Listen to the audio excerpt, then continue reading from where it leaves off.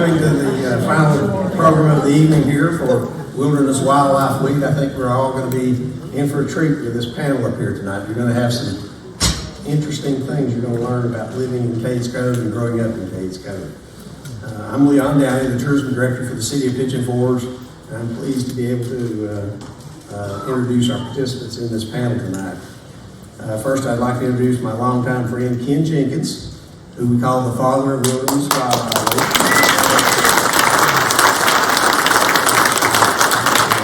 It's because Ken came to us the first year of Smoky Mountain Winterfest 32 years ago with the idea of creating a free program with walks, talks, and workshops to better educate residents and visitors alike about the wonders of Great Smoky Mountains National Park.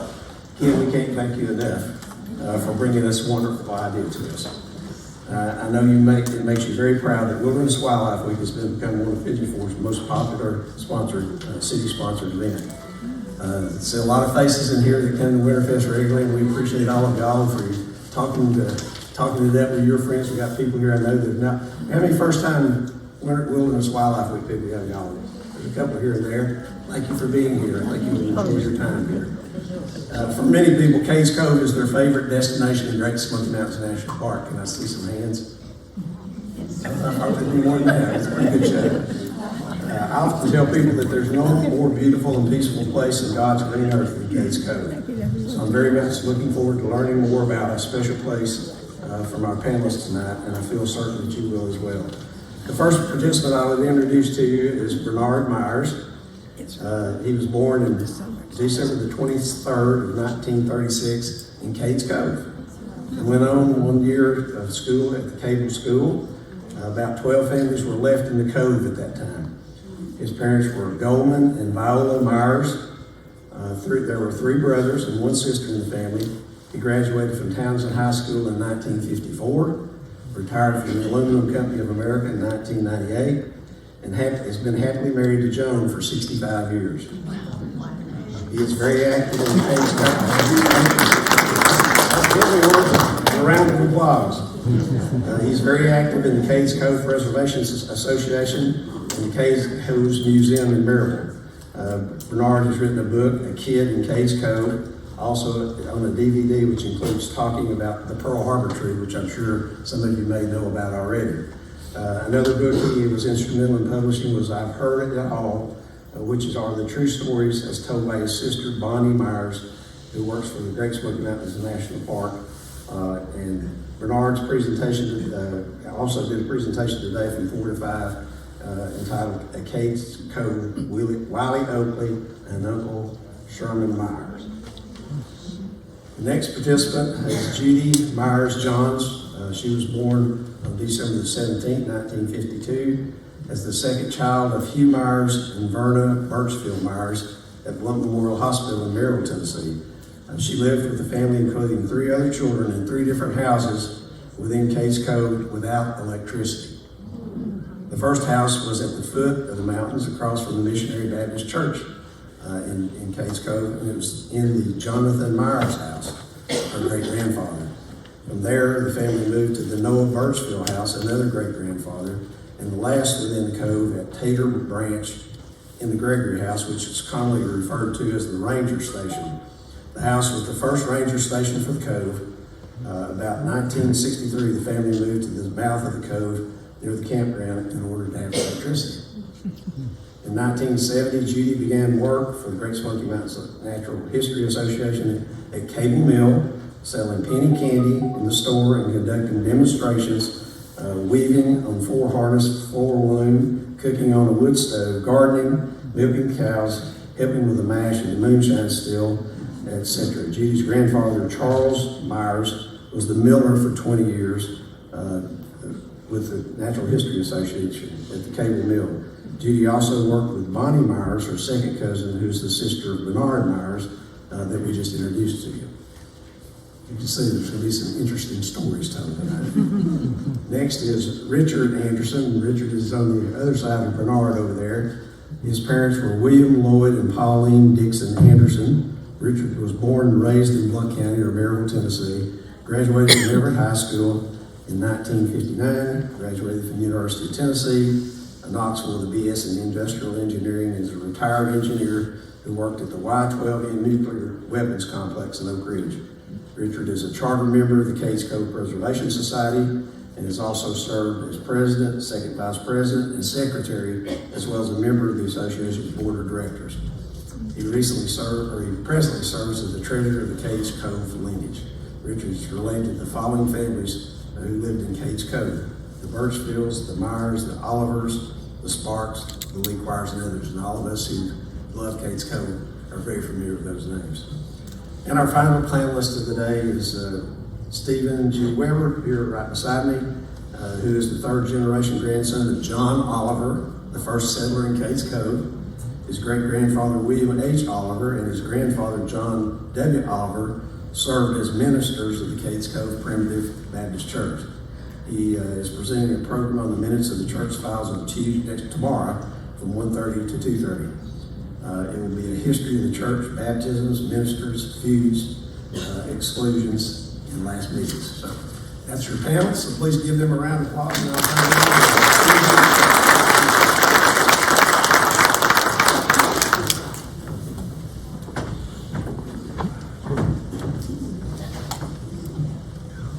Thanks, Leon. Appreciate that. Whoa, that microphone's loud. Can everyone hear okay? All right. Well, I'm glad you're here, and especially glad you're here. The weather we've had, we didn't know how soon it would melt and how many would be able to get out, but we're glad you're here. If you've been to any event that we, through Wilderness Wildlife Week, you know that we like to enjoy whatever we do. We're sort of the river otters of society. People come to, they live just to have fun, just to enjoy it. But we always enjoy what we do, and tonight it's going to be just wonderful. I'm looking forward to it, excited, and I just had the most wonderful thing to share with you because I had no idea. My brother was just we were like one, and he retired from the Air Force, went to work with the Savannah River Project in Savannah, and worked with Basco, was that the other? Basco. And he developed brain cancer and passed away in his mid-50s, and we did everything together, and he was just the greatest thing. Well, Judy just told me that my brother worked for her during those days when he was down in Savannah. Had no idea of that, so it's just like this real personal connection thing that I think is great. So everything's just coming up roses already. We're going to have a good time. We're going to hear some information that you just can't find anywhere else. We're going to share things that will make you love Cades Cove even more. I know it can be so frustrating to go there and sit in traffic, and I've done that. I used to go over so often, and I don't go as much. Years ago, Carson Brewer and I did a book, Great Smoky Mountain National Park, and it sold through, and that was back in the 80s, and we were going to do a little book, and it was going to be called Cades Cove. And I went with Carson, and we interviewed a lot of people through the years, and most of them are gone. But we had some of the best times just to sit down and talk. Carson knew how to ask the right questions, and it was just a super experience. But the great thing about life, and especially if you have any attachment to these mountains, you just can't know enough. We learn something every day, and we learn from each other. And tonight, I hope is going to be just a special night for you that you'll never forget. There's a lot of things that have been said about, the park being developed. I heard it said, and it may be one of the panelists that wrote this, but it said it preserves the national treasure, yet it erased the way of life. That way of life is something that we crave to know more about. And tonight we're gonna have that opportunity. I've had so many great experiences in Cades Cove, and you have too. When Kermit sold his honey in the front of the house out there, and we could go by and put $1 in a can, and it was on the honor system, and take your honey with you. I mean, that just set everybody back. I mean, it just had to amaze folks. He said, what do you mean honor system? There's no honor anymore. Somebody's going to take that can. But I don't think anybody ever did. I can't imagine he ever lost anything on that. I remember Kermit passed away in the spring of '99, I think it was. And but everybody always remembered the bee man. He always got that honey out there, and he's sort of like Uncle Lem on me. I was just glad that I had an opportunity to spend a little bit of time talking to him on several different occasions. But it was always a wonderful time. And Bonnie Myers, I should have kept on commission because she sold my books and calendars and posters till I said, boy, y'all are ordering a lot of things. They said, well, it's Bonnie. Everybody comes in. She said, you got to have Ken's poster. You got to get Ken's book. So bless her heart, she beat the drum for me for so many years over there at the mill and the places that she would be with the Natural History Association. So I want to just set this up a little bit. I'm going to suggest a few things that we might talk about, but I'm not going to limit anyone to what we are going to talk about. We'll have some questions. I want you to be free to share anything that's special to you, because if it's special to you, it'll be extra special to us. There's some things that I'd like to know, but that doesn't mean you need to answer those. I may have some questions that can't be answered. And but I just want to suggest just a couple things. I don't know if there's any explanation about, I know we closed the cave over, and was it Mr. Gregory used to take people back to the cave, and it was 50 cents. I just knew Bernard may know, but You remember, it was Bernard, was it 50 cents to take you through the cave back in those days? It's a little bit before my time, really. I don't ever remember the caves being open. Well, that's sort of like a buddy of mine was trying to impress Carl Stanley one time. He was talking to him, and he said, Dr. Stanley, he said, how well did you know D.L. Moody? Well, D.L. Moody died in the 1800s. I don't mean to insult anybody by asking a question. Somebody's been gone 200 years, so just tell me to shut up when I do that. I don't mean to do that at all, but there's some things we'd like to know. I'd like to, of course, I always want to know why they always said there's no bears, and I'm pretty well know why there weren't any bears, because they heard about one, they had to go get it, and had to take care of the cattle. And there were burns back then. That'd be interesting to talk about. I'd like to know sort of how people felt about having to move out. I know some folks probably appreciated having electricity and things like that. Others, it was hard. It had to be a tug on the heart. There's so many things. Bonnie used to talk about how quiet it used to be at night, and how the stars used to be so just a curtain over the cove. Anything personally you can share with us, we'll just hang on every note. I remember that story.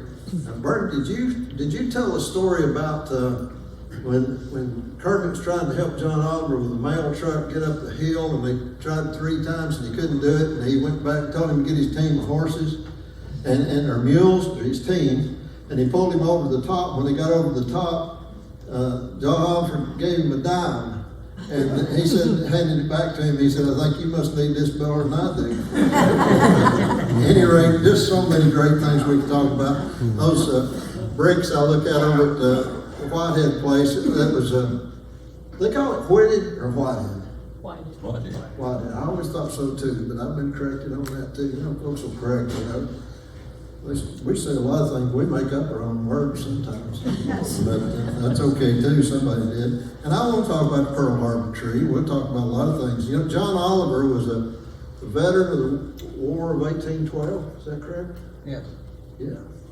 So let's just get started and just have one of those fireside chat type things and talk about some things. You folks may have some questions that you've been just dying to ask for a long, long time, and we can keep it within reason. I think what time's sunrise? We'll be here a little while, but we're not going to keep you all night. It's cold, but we're going to have a really good time, and I think you're going to love this, and I'm already loving it. So let's just get started, Stephen.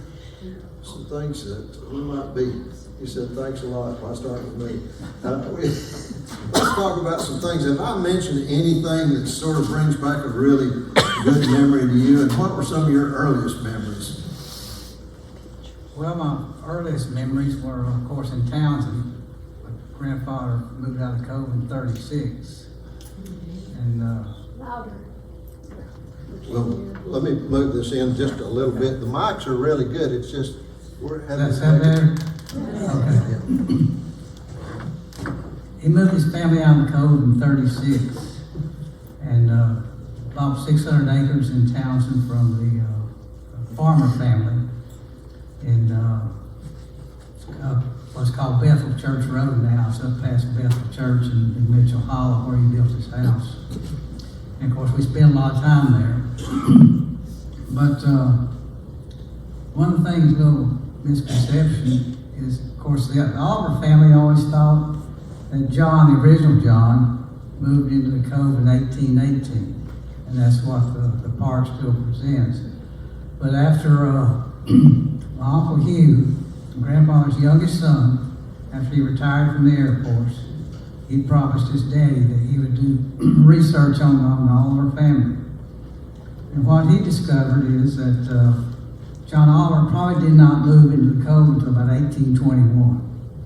There's court records in Carter County when John Oliver was in court for debts that he owed in 1818, 1819, and 20. And even after he moved into Cades Cove in 21, they just couldn't locate him after that. But he probably owed money. He was a, what they call a collier, somebody who made charcoal for the iron smelting that was going on in Carter County.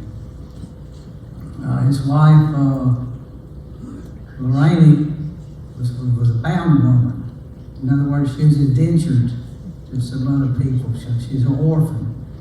And so they married, had one daughter, and then when they came into Cades Cove, they had their other children that they raised.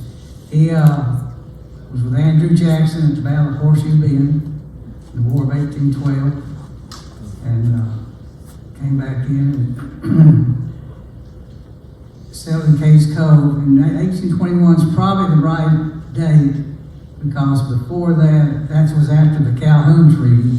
Any time before that, it would have been in there illegal. So, raised his family, and of course, my great-grandfather, Elijah, and my great-grandfather, William Howe, was a minister in the Primitive Baptist Church for 60 years, and my grandfather, John W. Oliver, was a minister in the Primitive Baptist Church. He was also a mail carrier in Cove. He took the civil service exam, made about 98 on it, and started delivering the mail around Cades Cove. It was about 22 miles long. And the people would say that may not see the sun today, but we'll see the mailman, because he was out no matter what kind of weather. Put these mailmen today to shame. But, he was a farmer. He had about 300 acres. He introduced the first black Angus cattle in Cades Cove. He introduced the three-banded Italian honeybee, which is a very gentle bee, into the Cove. He put the first rainbow trout in Abrams Creek, which now we know is not a good environmental thing, because they're too aggressive for the other brown trout and brook trout. But he did that. He got everything from his congressman. He could get fingerlings from the fish hatchery up in East Tennessee. The first ones they brought in, first year, they arrived at the train station in Townsend. The postmaster sent him a postcard. By the time he got there, they had the expiration date on the container of the fish. The postmaster just dumped them in the Little River. So he tried again the next year, and they coordinated a little bit better. He brought them up and put them in Abrams Creek and some of the other creeks. So he had two daughters and 4 boys that survived to adulthood out of 10 children. My mother was one of them, Johnny Geneva. Her sister Lucille, was married to Charlie Dunn, the Dunns from Dry Valley. The boys, Clay served in World War II. He was in the very first parachute class that was trained in Fort Benning, and he was in the first invasion of North Africa. They flew all the way from England into North Africa, and they jumped to North Africa, and his outfit was had to secure an airfield there. They were preparing for the invasion of Sicily, and they were training, and he was training his men and threw a grenade, and it went off just as it left his hand and put an eye out, and that put him out of the rest of the war. Wayne, his older brother, had already finished law school, and at his law school by the time the war came along, and he was commissioned through UT, the ROTC. And so he stayed stateside doing all the lawyering stuff. I think he processed a lot of court martials and things like that during the war. The youngest one, Hugh, actually my grandmother was about 45 years old when he was born, 1923. So he wanted to be a naval aviator, so he applied to the Navy. And he never heard anything, he never heard a word. So he couldn't wait any longer, so he went to the Army Air Corps and went to flight training and became a fighter pilot in Italy. So he comes home after the war and he goes up home and visits his parents. His mama reaches into her apron pocket and pulls out a letter. It's from the Navy. He said, "Why didn't you give me that letter?" She said, "I already given 2 sons, I've done my share." But Hugh went to UT, got his law degree. Now, what my Aunt Margaret told me, actually, he met her in Louisiana. He was in flight school in Louisiana. She was going to LSU. They were perfect for each other. But she told me that one night after she passed away, he was buried in Arlington, and she got a call from a man. And she said, "Are you the widow of Hugh Oliver?" She said, "Yeah." I said, "Well, I'm going to tell you something. This isn't common knowledge and people aren't supposed to know this, but Hugh Oliver scored the highest score on the Tennessee State Bar exam than anybody's ever taken. So I don't know if anybody's exceeded that now." That's what she told me. So whatever Hugh did, he excelled in. So he promised his daddy, who was always trying to find his ancestry, and who the father of John, the original John Oliver was. So he promised him when he retired from the military, he would pursue that. So he did. And in 1987, they published their book, Sketches of the Oliver, in Aunt Margaret. And this before computers or internet or any of that stuff. I mean, they traveled overseas, probably every state in the union, just about searching the records, census records, old courthouse records, to try to find the family history. And that book's still available. We have it at the museum. If anybody's interested, it's a good history of the Olivers. My mother, there were no high schools in Cades Cove. So my grandpa sent all the children out of the Cove to high school. He sent my mother over to Montreat, North Carolina, called Montreat Normal School. It's a girls' preparatory school. Back then, I think it's a little college now. But her senior year, she was elected May Queen. And if you want to see a beautiful lady, come by the museum and look at her former May Queen picture and see there that she was elected that. And I think Lucille attended Montreat Normal School too. And Lucille met Charlie when she was teaching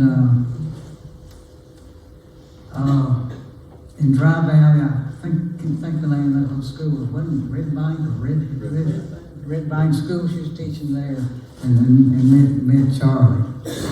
And they had 3 boys. And of course, Wayne, the oldest, became a circuit court judge and was eventually appointed to the State Court of Criminal Appeals when they first created that court. He was one of the first 3 judges that was appointed to it by the governor of Tennessee. So he was a well-respected judge. And every time I was over at Uncle Wayne's, he'd always make popcorn for us. But when he tell stories, he was telling them in the tone of a judge. He was very calculated in how he told it. Watched his words, to make sure that what came out was true. But we spent a lot of summers up at grandfather's. He still had a few beehives, had a milk cow, old Betty. I had chickens and hogs, and of course had a garden there. And so we spent many summers there. And every night we'd have Bible reading. And as soon as he finished reading, he'd turn and get on his knees. And everybody in the room would get on their knees and pray. And if you ever had to be on your knees for 30 minutes while his prayer went out, that's about how long they lasted. He prayed for everything. You knew he was about to wind it up and he prayed for his enemies.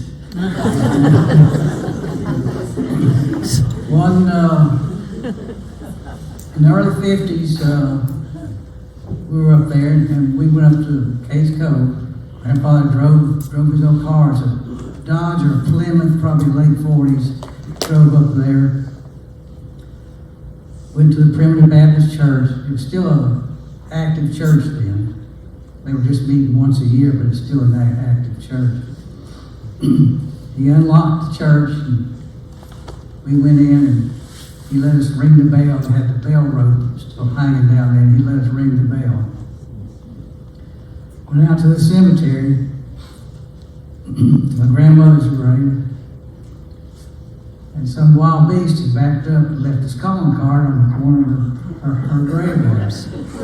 He said, just look at that, would you? So he goes over to the fence, gets a handful of leaves, and comes over and wipes it off.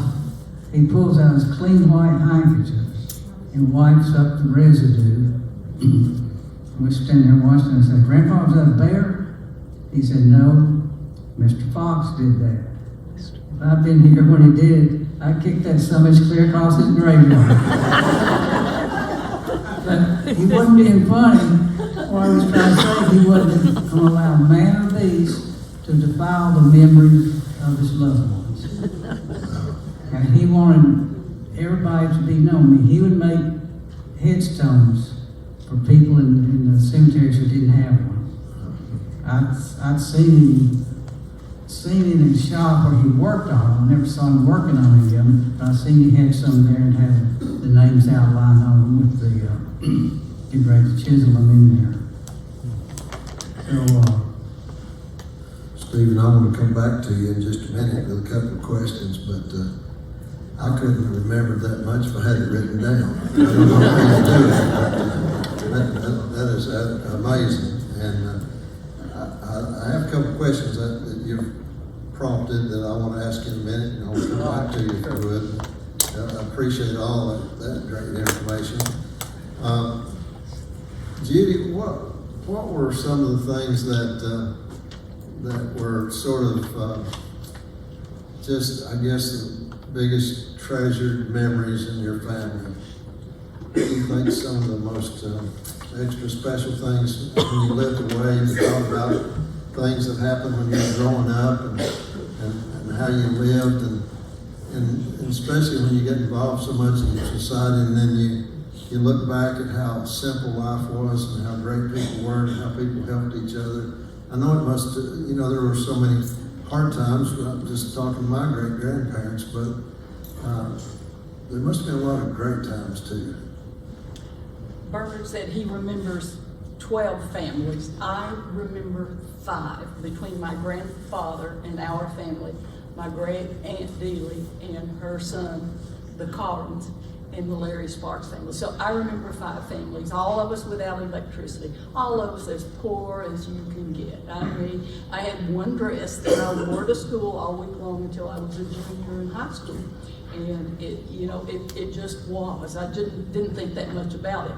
But I kind of like to send you on a treasure hunt, and I'll lay the ground for it. In July of 1962, the National Geographic published an article written by Chief Supreme Court Justice William O. Douglas. And they must have done, I'm sorry? The mic may not be close. Okay. So is that better? In July of 1962, National Geographic published an article written by Supreme Court Justice William O. Douglas. So I assume that they did some of the research in 1961, but it was published in 62. So I was probably about 9, coming on 10 years old, and I was the second of 4 children, and my brother was older. He was the apple of my grandfather and my father's eye. He could do no wrong. He did everything just right. And I wanted to be a boy so bad. So I would milk the cows first. I would go feed the chickens. I would do whatever I needed to do to make sure that I was as good as Ricky was. So the photographer had come back, and Ricky was running around without his shirt on, so I thought, well, I can do this too.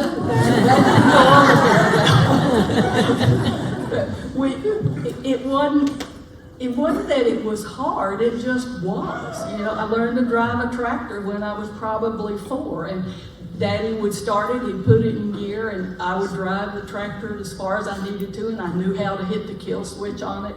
We had cattle, we had horses, we worked with a little bit with the tractor. I remember the first tractor we got, it was a John Deere with those 2 wheels in the front of it. It was an odd little tractor, but we worked horses. It just was. We were poor. We didn't know that till we went to school. We thought God sent it to us for us to play with. We'd charge them to cross the branch. If they wanted to drive across, we'd stop them and make them give us a penny or 2. They were just there. It's just what we did. Stephen talked a little bit about the Primitive Baptist Church. So in the 50s, my grandmother and I walked up to the church to go to a foot washing. Well, as we went up there, we went through the cow pasture. And when a cow leaves its residue, it's really soupy. So what we would do is call it splitting it. So we would jump and splatter it just as I would splatter as hard as you could splatter. So we get there, and lo and behold, they're washing feet, and I'm sitting there petrified. I'm going to get my feet washed. I was just petrified they were going to see all that stuff on my feet. And then my grandmother got in the Holy Spirit, and she was walking up and down the aisle. I was petrified. I left. I didn't get my feet washed, and I beat my grandmother home. That's great.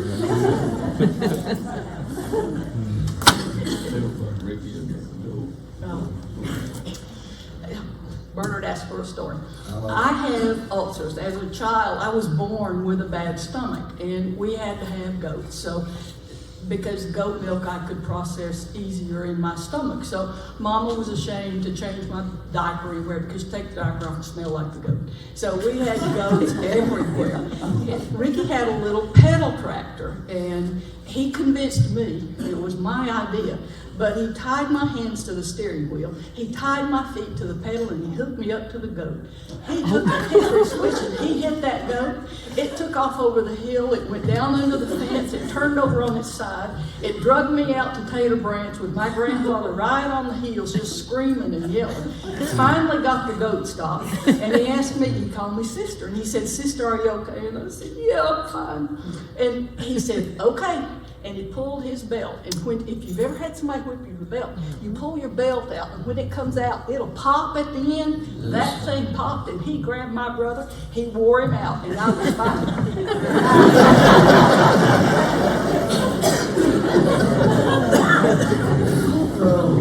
That's great.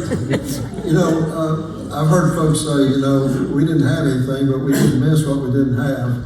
And my great-grandmother used to say, everything you have has a string attached to it. You have to maintain it, protect it, and keep it up, but mostly you have to pay for it, so it's better not to have much. But it's just so refreshing to hear just how you know, just how you didn't just survive, you got by, and it's just the way to live. It's just the way to live. It must have been a lot of fun. Church used to be different back in those days. We don't, we don't even, I don't understand exactly the story behind the little wall, and is it the little Methodist church that has the partition in the middle of the church? Where, Vern, was that for men on one side, women on the other? Do you remember anything about that story, Steve? No, I don't. No. See, my memory kicks in about 1940.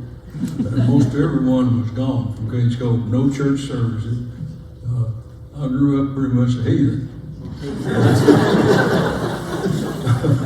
What I remember most is that I walked across Cades Cove to the school, over to Cable School, crossed the football above Grandpa Birchfield's house, and went to school with Sister and I back and forth.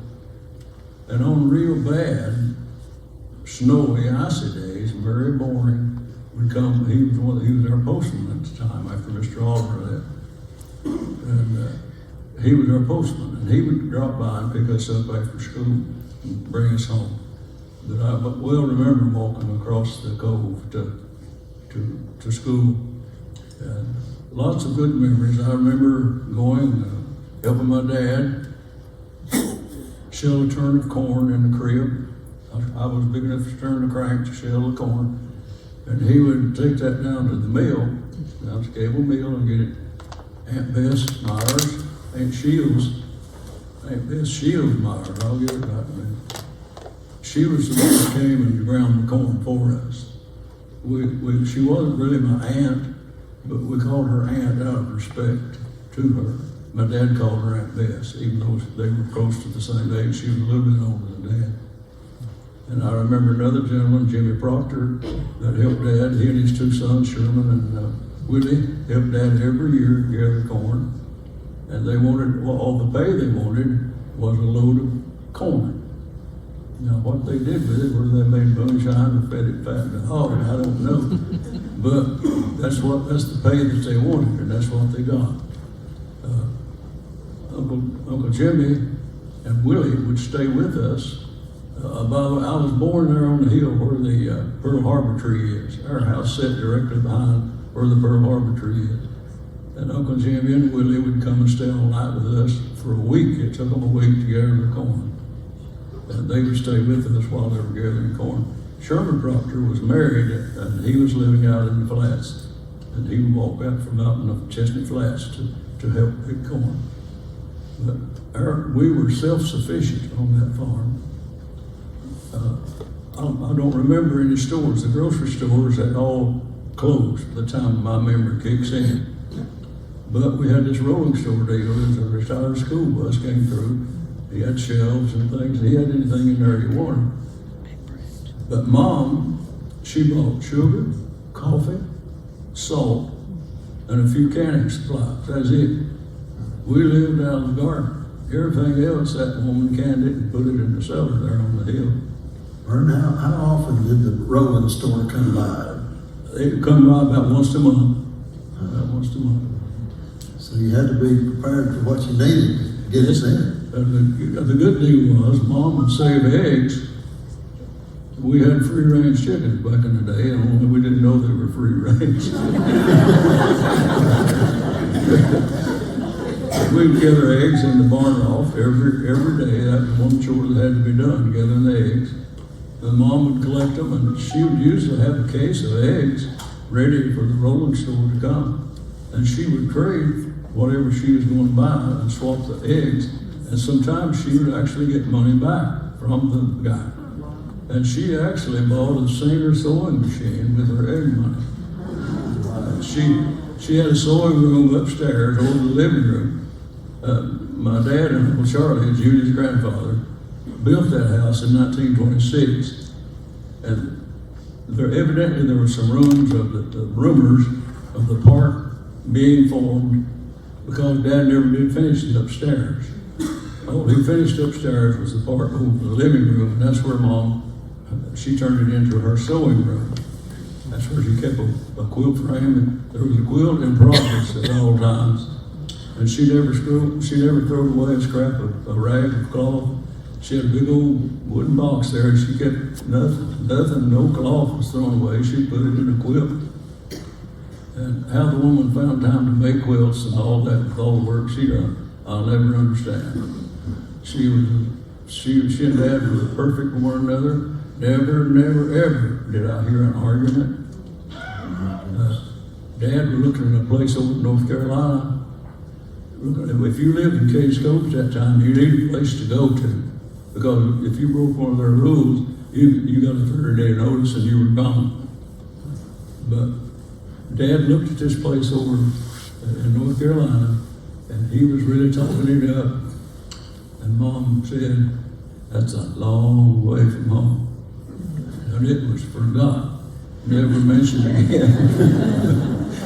And he looked at the place down on the Little Tennessee River, and he would not go in debt. No, sir, Bob. If he didn't have the money to pay for it, he'd forget it. But the farm down on the Little T, he didn't have enough money to buy it. And he finally did find the farm there at Townsend. I still live on my part of it. He found a farm there that he could afford to pay for, and he bought it and paid cash for that farm. It's 85 acres. He paid $100 an acre. Paid cash for it.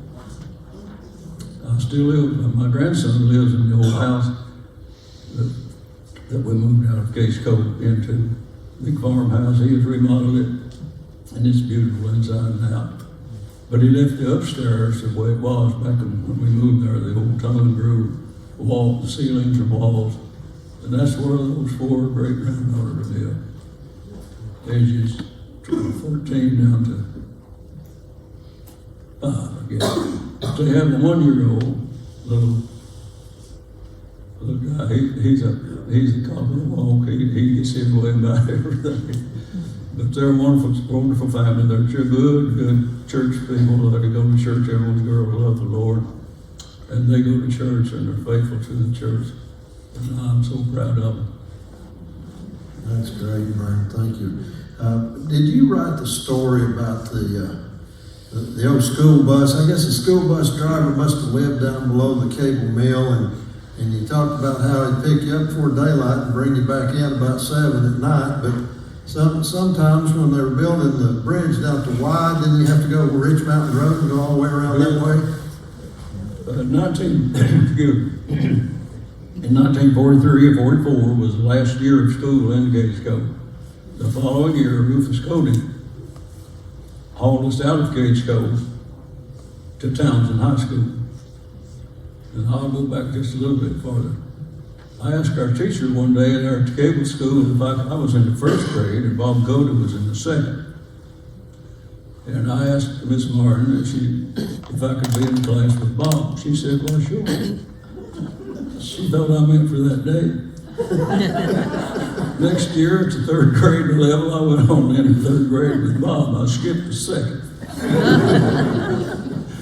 But Rufus Cody was a good neighbor. He and Dad swapped work back and forth a lot. Dad didn't have a tractor. That was during the war. You couldn't buy a tractor. You had to sign up for one. But Dad had bought a combine, and Rufus Cody had the old farm tractor. I believe it was a F30 or something like that. But they swapped out work, and they did the combining, wheat and soybeans and stuff like that with that old machine there. And the old combine is still sitting on the place up there at home. It's a number 60 Alice Chalmers. Runs just like a sewing machine. Cleans the wheat and grain perfectly. I could go hook to it today and go to work after I greased it. Richard, what do you think about how do you think people felt that you knew about having to leave the Cove? I know that the restrictions were sort of, Vern touched on that, you had certain things you had to do. Mainly you had to keep that loop open, I guess. And at one point that's sort of a primitive road, but they used to talk about, and Vern may have said this too, about during the time he was trying to put up hay, The tourists would come around there doing about 5 miles an hour and you couldn't get anything done. And I believe you used to call them gawkers, which is a pretty good word, but still. That's a pretty valid word. What was your input, or your memories from just the attitude of leaving and the attitude of going back and sort of seeing how things changed? Well, working at the Cades Cove Museum, and how many of you know where the Cades Cove Museum is? Been there. Okay, in case you can't find it, it's in Maryville, across and down from the Blunt Memorial Hospital. We have been billed as the nation's largest collection of Cades Cove artifacts. So I've been volunteering there since 2005. You hear a lot of stories from former residents, descendants, and some of these stories is heartbreaking. One family, the Proctor family, after the park ran everybody out, they secured a land lease. There was about, 6 families maybe that secured land leases to stay on in the park and farm it. Proctor family being one of them. Now, the people had to abide by the park rules. There's no cutting live trees. There's no killing animals or anything like that. But the son of Joel Proctor was at the museum, and he was talking about, of course, they had to abide by the rules. His dad had a groundhog that was feeding pretty rich in his garden. So he thought, how am I going to get rid of this thing? You know, I can't shoot it, park rules. I can't steel trap, park rules. What would the park do? They'd do a live trap, humane, relocated. So that's what he did. He did a live trap and relocated. Well, there was a ranger up there that was not well liked. He was snooping. He caught him at it. He evicted them from Cades Cove because he got a groundhog in a live trap and relocated. He stood there and told me that story. Tears rolling. Oh, my. And what was his name, Richard? I'm sorry. I know. This Joel Proctor's son, Shirley Proctor. Shirley Proctor. Shirley Proctor. Yeah, he passed away a few months ago. But he stood there, tears running down his cheeks. He said, you know, as a 9-year-old boy, you'll never forget that. He said, I hate the park to this day. He said, they're no good. So another little story was somebody brought up and talking about Coleman family. Lois, and she's still with us. She was 99 years old this past October. She was in the museum one day, and somebody said, oh, Lois, I know that had to hurt you so bad to have to leave the park. Oh, what I would give to live there. She said, honey, you have no idea what you're even talking about. You don't think it's sitting on the porch. No, it's not sitting on the porch rocking. It's working from sun up to sundown. You're doing the laundry, you're doing cooking, you're working the garden, you're doing this, you're doing that. She says, you don't have no idea what you're talking about. She says, you know, I'd glad to leave the park. She said, I like flipping the switch and the lights come on. Or she says, you know, I can touch a button and I can get warmer or colder. Or I can just turn the knob and the stove comes on. She said, you can have all the cold you want. So, Didn't Kermit have to, they left at one point and he had to talk her into moving back when he... oh yeah, they left and he had to talk her into moving back. And of course, everybody knows about his honey and everything, but one of the funny stories about him was that the honor system kind of fell through. People were kind of taking the money and taking the honey. So he had one hive that didn't have bees in it. A lot of times it had the daughters in it, or sometimes maybe have a Kermit in it.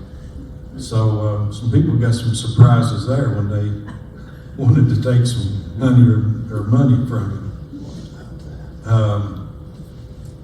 But I've heard a lot of stories at the museum, just on and on, you know, about how sad it was to have to leave. I know it was bad to have to leave the park. And I know my family, I'm a direct descendant of Jesse Simeon Brown the first and Russell Gregory. And how many of you even know about the Browns of Cades Cove? How many have even heard of the Browns in Cades Cove? Nobody. But there was a lot of Browns in there. And we infiltrated some of the other people. We infiltrated the Olivers and the Myers and Birchfields. So we were there, but we were just poor. My family was just poor dirt farmers. But they were active in church. They believed in schools. They believed in religion. So they were active, but they just wasn't the well-known group. Gregory's, everybody remembers Russell from the Gregory's Ball. And there's a lot of stories there about the herders' cabins and things, but to leave the Russell cove, Field named, is Russell Field named, right, but I could just go on and on of stories that, and we see a lot of people come in from other states that are descendants of the cove. I know one day it was real interesting. On the back porch we had a table, 6 chairs there. And I was inside talking to some guests, and after everybody left, I told the museum director, Gloria Mater, I said, "You want to see a classic?" I said, "Look on the back porch." There were 6 former residents of Cades Cove sitting around the table reminiscing. And that was just priceless. I stood there in amazement just to listen to this group talk. So there were some good times. There were some real sad times. I've heard all of you say, just touch on this lightly, but, and I believe I know the answer to this, but all through those days in life in Cades Cove, faith played a big part in people's lives. Is that accurate to say? That their faith played a big part in their lives? I mean, Oh yeah, that was one thing about the Cove. Basically, education and religion was a big part of the Cove. I mean, I know there was moonshine and there was some murders and stuff, but basically, education and religion was the basis of Cades Cove. That's what kept them going. Just like one thing, tolling of the bell. How many of you ever heard of the term, the tolling of the bell? That was when, say the men was in the fields working, the ladies in the house doing laundry, doing stuff. Well, everybody knew the 3 church bells. They all 3 had a different tone to them. And so if everybody's working and suddenly they hear a church bell, they say, "Oh, that's a Missionary Baptist church bell." So the bell stops. Then it just starts, just boom, boom, and there's a hit for every year the age of the person that just died. Well, most of the time they say, "Okay, that was a Missionary Baptist church. Well, Brother Birchfield's been sick, and he was 76 years old." The men would drop what they're doing. They would go dig a grave. The ladies would go to the house and help prepare the body, help clean up, help cook and everything. So the community came together. that's great. I appreciate you sharing that. Please do. These questions or comments, I'm just sort of planting seeds, so please, any of you jump in there and share things. So in Rufus Cody's house, his mother-in-law died. And as a child, I remember walking with my mother from the house, along with my grandmother, and we went into the house and we went in the back room, and she was on the bed and she had passed away.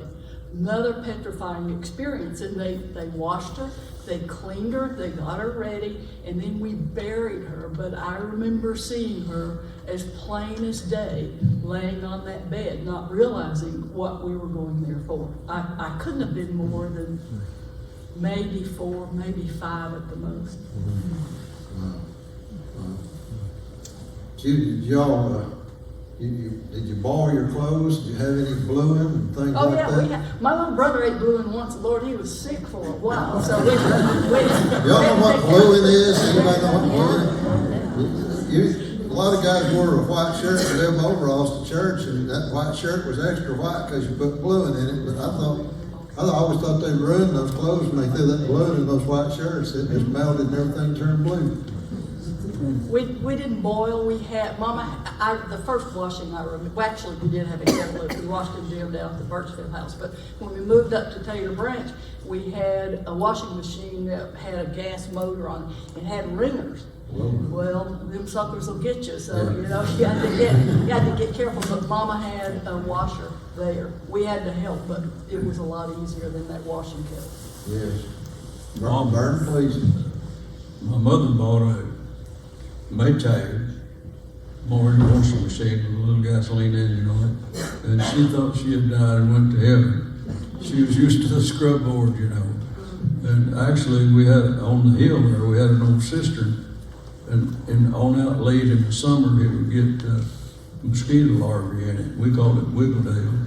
But she refused even to wash her clothes in that, and she would have to carry her clothes over to the spring next to the Spradlin house. And that's where she would do her washing over there on the scrub board. But once she got that washer, she had it made, she thought she had died and went to heaven. Was it in the spring? It was in the fall when they did the burns, the burn the forest back so the cattle could eat the fresh grass and all that. There was a military motive behind that too. Bear hunters, if the mountains burned, that meant that next year that the huckleberry crop was going to be good. And if the huckleberry crop was good, the bear crop was going to be good. And a bunch of the old timers preferred bear meat and pork or beef. That's great. I want to open it up for some of your questions, and if you have a question, I'll try to listen closely and repeat it so everyone can hear your question. But does anyone have something they'd like to ask the panel? Yes. I'm 70 years old and I've been coming here for 68 years. And I came when there were still homes out there. And I remember the white flatboard houses and everything. Why did the park have to tear those down? So, look, if I can. Please, So Judy. from a different perspective, so I lived with a family whose family had been basically forced to sell their land, but they were allowed to come back and lease it. And then in my generation, I worked for the National Park Service. I was a National Park Ranger. My father leased the land back from the government, and we made a good living. So there was a division there on how we felt about the park. But the park, from my understanding and from my working there, was they had a limited budget. And a little bit to their detriment, they really wanted to depict a time frame that really didn't have the clapboard houses. So they spent their money on those structures that would meet the historical time frame that they would like to depict.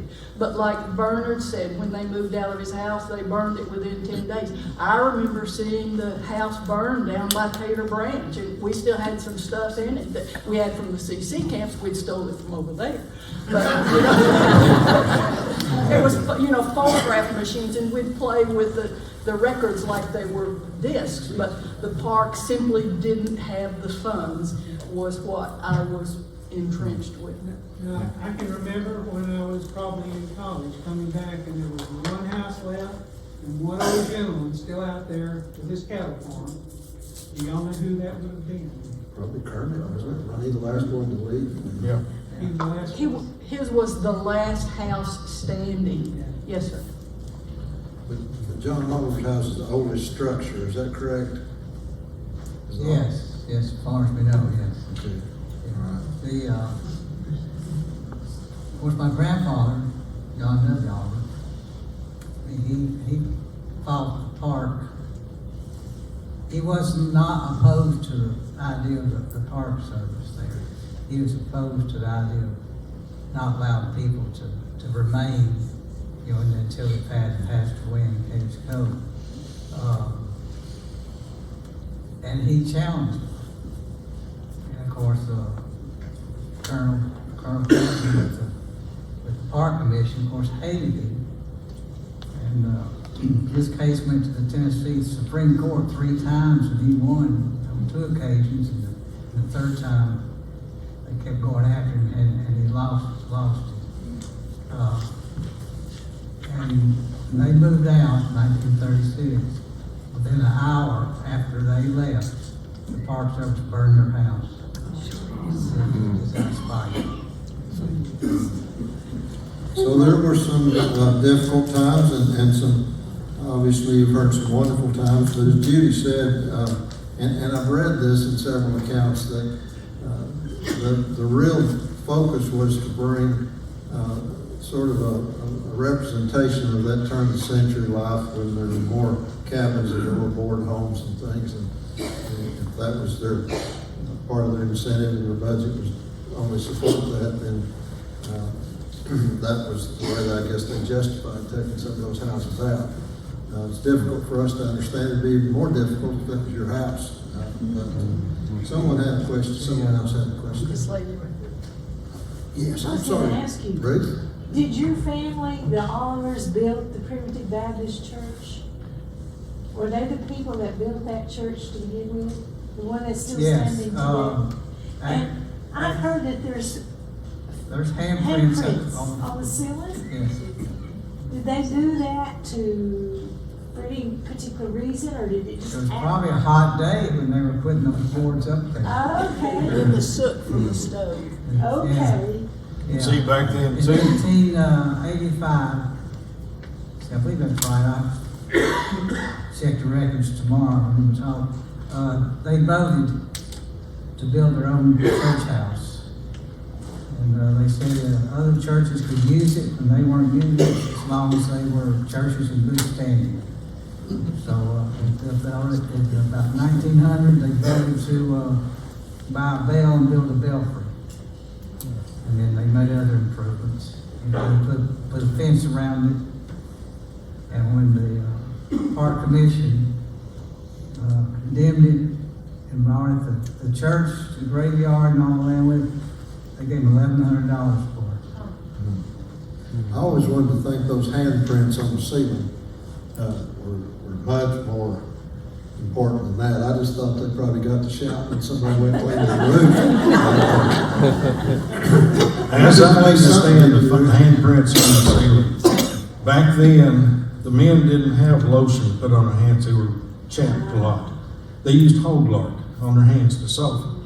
When they were putting that lumber up for the ceiling, it was green. And when their hands was holding it up so they could nail it up, that grease went into that. And a few years later, they started showing handprints out. That's the story I understand. That's good, Richard. I hadn't heard that. That's good. What kind of lard is hog? Just hog lard. Yeah. As I understand. Burner, I don't know for sure. That's logical as it can be. Barney, what are you going to say about that? I've got an interesting story about there was a church built at the end of High Lane, across the cove, and there's a graveyard up there yet.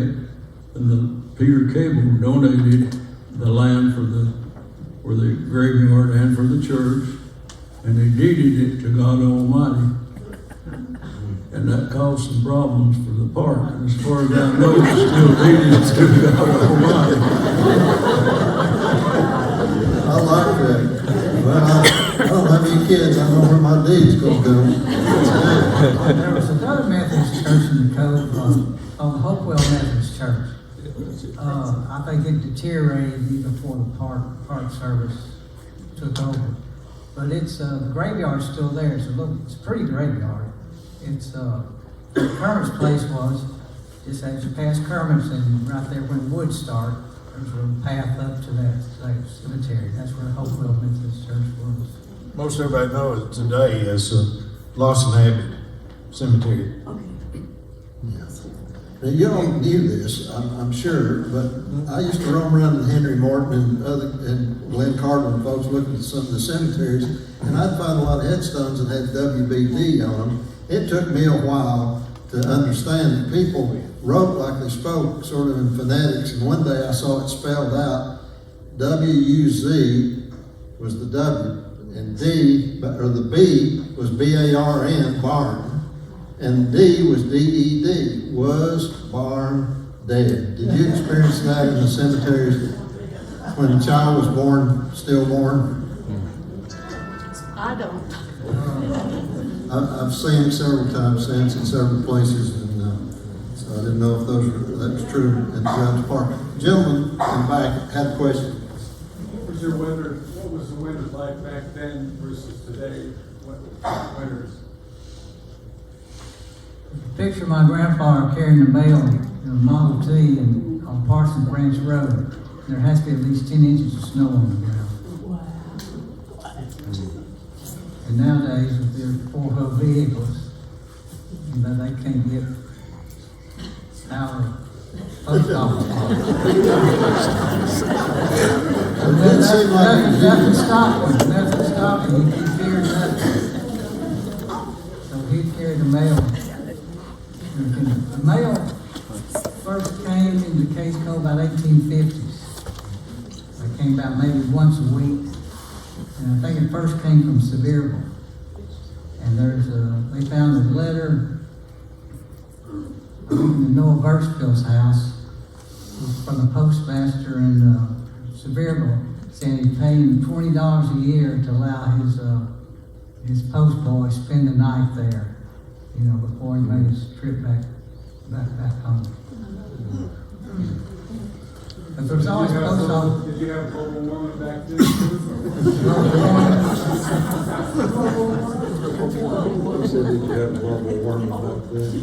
There's no such thing. You asked about the Methodist Church Yes. earlier? Yeah. That church was built by Reverend Campbell. They paid him $1 a day to build that church and paid him $115. And the reason it has 2 doors, that's just the plans he used to build that church. It's the Okay. plans. Okay. And the contract for that church is written on a stationery of the Tennessee prison system. Apparently they had some prisoners in Cove working at one time. Yes. So the contract's written on that stationery. How about that? That's great. What was a Pearl Harbor tree? Oh, most of you know Pearl Harbor tree, Bernard. Bernard, tell us about that. Let me tell you about the Pearl Harbor tree. December 7, 1941, I was 5 years old, and I remember my dad going to the hill behind our house, pulling up this little sapling and bringing it to the front yard and putting it in our front yard. That whole hill was open. You could see from Gregory Ball to the east part of Cades Cove, what we call the Pinnacle. And you could see all of Cades Cove from our house, from our front porch. But anyway, Dad put the tree in the yard, and he put a rim around it to keep the older boys from running over it with a lawnmower. And that rim came off of a 1928 model Plymouth.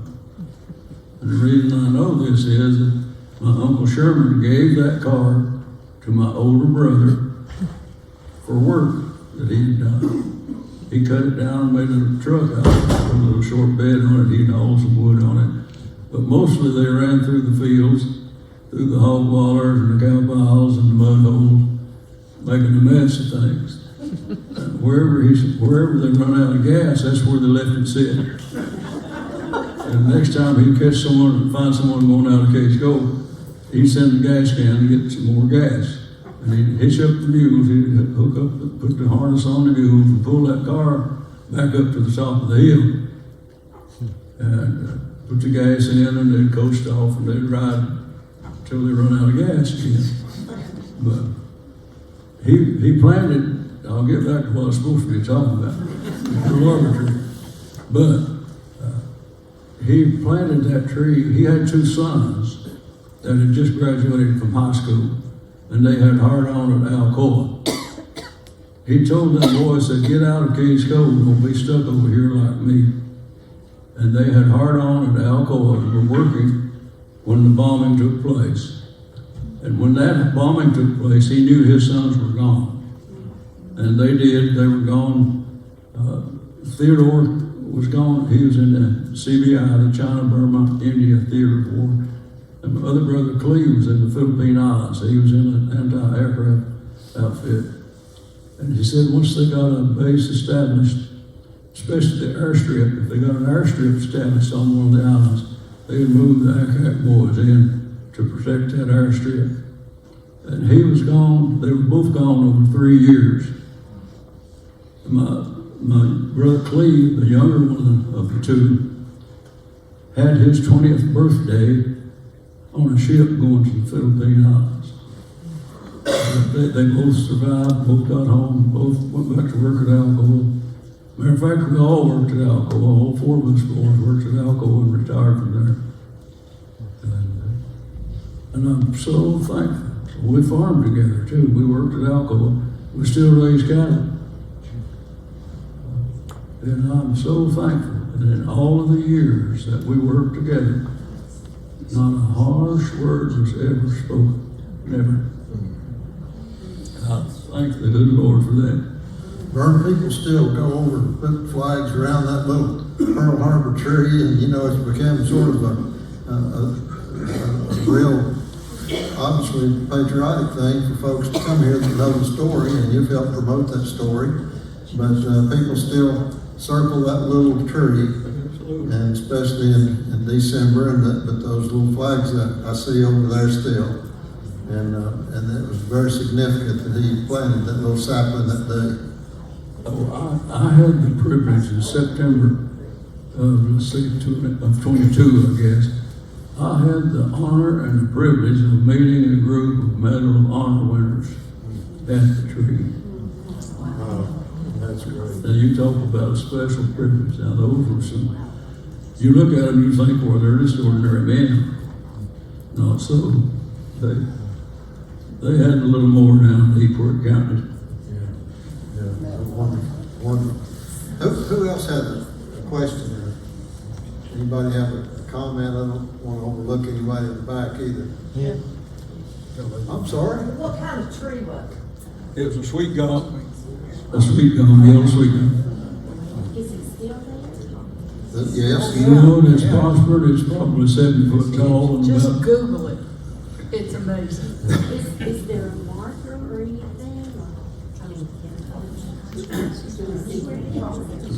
Well, There's they not a what sign saying where it's at. No, there's no sign. Go to the first big pull-off on the left, just past the missionary church. Stop right there and look to your right. 200 yards out, there's enough room for 2 or 3 cars to park there in a little pull-off. Stop right there and walk up the trail. You can't miss it.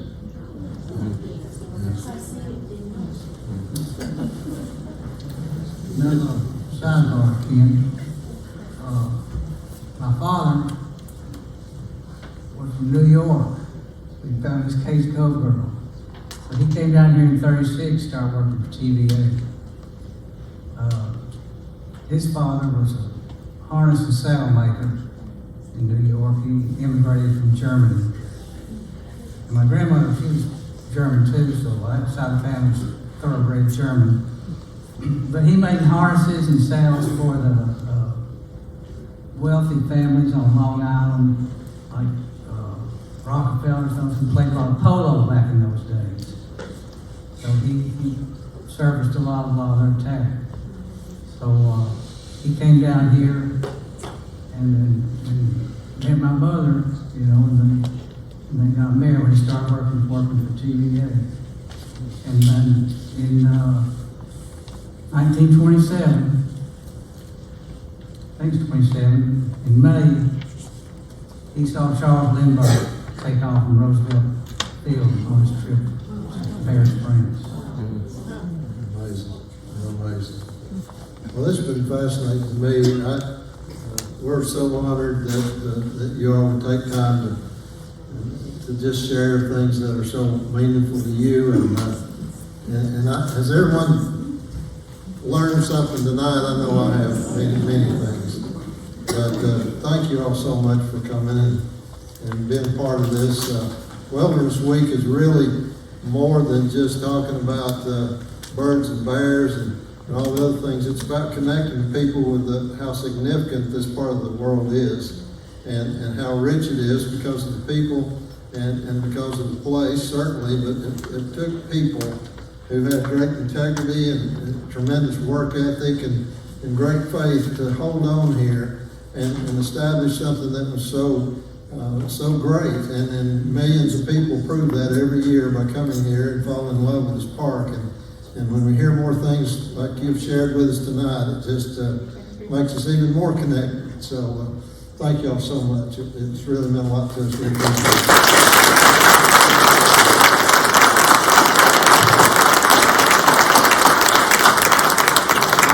Concludes our discussion tonight on the way it was, but hopefully we'll get together and do this again real soon. Tomorrow night we're doing Heaven and Nature Sing with Judy Phelps and all the musicians from over in Nashville, so we'll look forward to seeing you then for those that can come. Mainly, it's still enough ice and snow out there that you need to pay attention when you're driving tonight, so be careful. If nothing else, pay attention to that guy beside you.